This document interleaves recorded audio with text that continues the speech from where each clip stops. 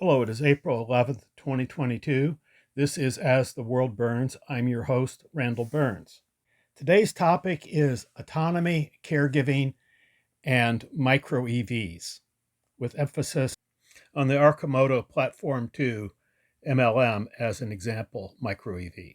Now, first, a little bit of background. There are 53 million caregivers in the United States right now. Now, they're dealing with people with various levels of limitations, various caregiving needs. There are 11 million stay-at-home parents at any one time. So this is a substantial portion of the population.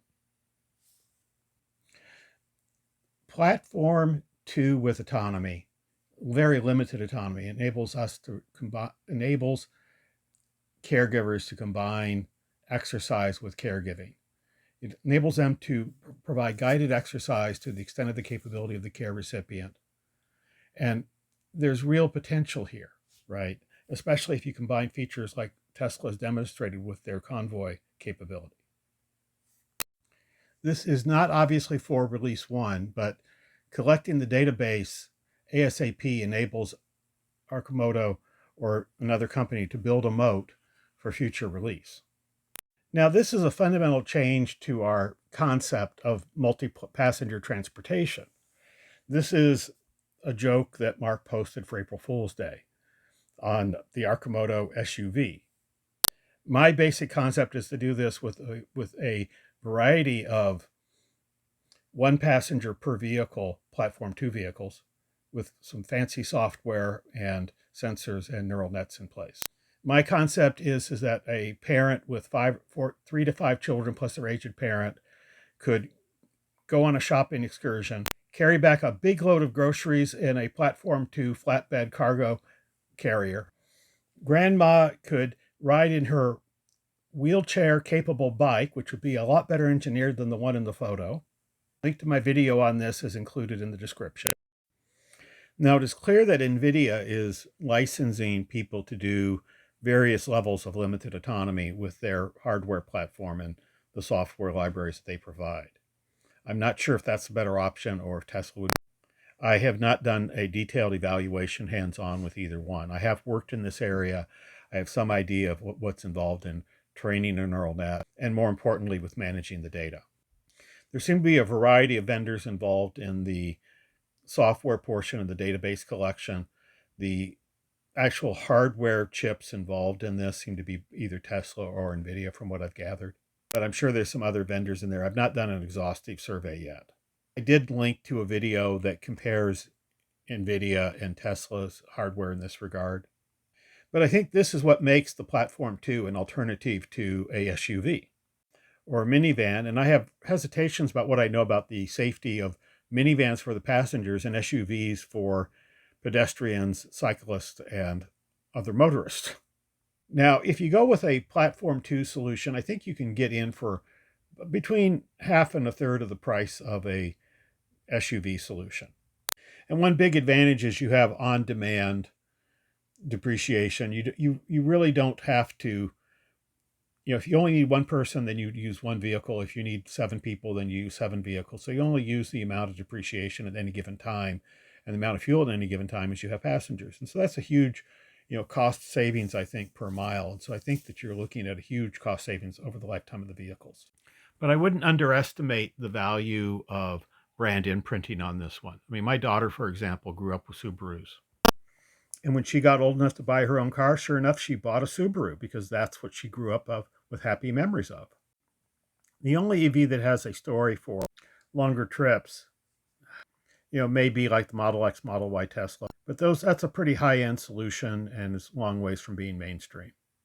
And, the Tesla Model Y and Model X are, they may be cheaper than the alternatives in terms of total cost and ownership, but they're still pretty damned expensive. And this approach, if people are willing to limit their personally owned vehicle to local trips and then either rent or maybe use a train for longer trips, then you have a whole story here. And I show, Amtrak is allowing bicycle class vehicles, on their vehicles for travel to other destinations right now. Now, they have a 50-pound per limit on what they call a bicycle. That may change with an extra surcharge. There may be a negotiation involved here, but it's something that is an option for the people on a budget.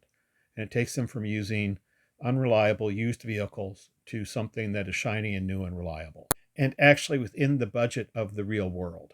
Now, a lot of caregiving recipients don't get a lot of really good outdoor time. And this image here above is from a video on basically the effects of light for health. And there really is a lot to be said for fresh air and sunlight. And I'm sending you a link to something that documents that, I think, pretty well. Now, I disagree pretty strongly with the interview that Mark Frohnmeyer met Meet Kevin, and Meet Kevin basically said in his comments that he thought this was a distraction. I don't think he's thinking through all the implications, and that you need to be working with tomorrow's platform today. I might do things a little bit different in terms of pricing than what Mark is doing, in terms of not creating a disincentive, not creating an incentive to wait. But Platform 2 is the one I think that has the more obvious potential to go mass market more rapidly. I understand the need to fulfill the Platform 1 orders, and I'm all in favor of that one. But Platform 2 is, I think, really a step above and not a distraction. It may take longer to come to fruition fully and to go mainstream fully, but I think it has some real potential. I can see the Platform 2 vehicles actually evolving into something that is freeway capable. I think it's going to involve much better software than what we're going to have immediately. And so the bike class vehicle phase of Platform 2 will enable that software to be really honed. I mean, right now they're not even doing things like, as you see in this interview, they're not, for example, doing true all-wheel drive. And even that is going to be a bit of work to get it working really, really well.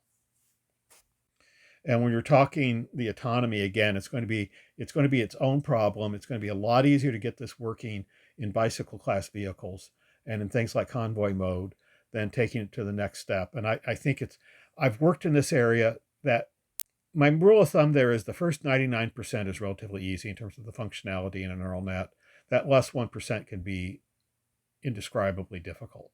The platform that I worked on was a fraud detection system where simply getting to 99% was commercially acceptable. And so they made money with that one. And then they took it from there. It now runs about 70% of all credit card transactions worldwide go through a descendant of that system. And I'm sure they've made significant progress. I think there's still credit card fraud going on in various dimensions. Mark has talked about the take on new vehicles like tut-tuts and scooters. And I'm not going to be fatalistic. I think something even a bit more capable than a scooter is possible. Lit Motors has showing a very interesting prototype of a two-wheel, gyroscopically stabilized, essentially a scooter, enclosed scooter. I think that for a true freeway capable scooter, we're really looking at something a lot lighter than this for the Platform 2. But this is still a pretty interesting concept vehicle. And the basic idea is to do something that has as good a crash protection as you would get in a car. And I'm not going to be fatalistic about it. I think with the right engineering, it can be done on a lot lighter basis and much less costly basis than this would be. That R&D may take some real imagination and some real deep pockets to truly bring to mass market and fruition. The first person I heard discussing some of the ideas in this area was Amory Lovins, depicted above. I was privileged to have dinner with him one time over 20 years ago at a hackers conference. And he was speaking about supercars in that era. And he was saying things that still haven't really made it into the mainstream even of the EV community yet. I don't know what his thoughts on autonomy are. The one who has been talking about autonomy in this area early on is Mark Frohnmeyer. I haven't seen him quite grasp how essential the very large databases are to training the neural nets essential for autonomy. And that's something that I'm hoping that my videos will kind of break through on this one, because the Platform 2, from what I see, is the mass market vehicle that may open a wide range of markets. There are a lot more bicycles in the world than there are cars. So you need a smaller portion of market share to get that really big database. But I do think there really is some potential to get in there and build that moat here. And I hope it happens. I hope Mark Moto does very well with the level 2 platform and the level 1 platform. But I think the level 2 is where the long-term potential is for mass market and acceptance and building its own moat. Because I think we're talking, in hundreds of thousands of vehicles necessary to really make something of the quality of the autonomy features that we see in Teslas today, and then pushing those, up the functionality chain in a very small vehicle.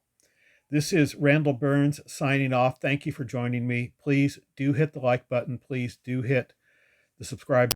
Comments are welcome, as are suggestions for future videos and suggestions for improvement. Thank you very much.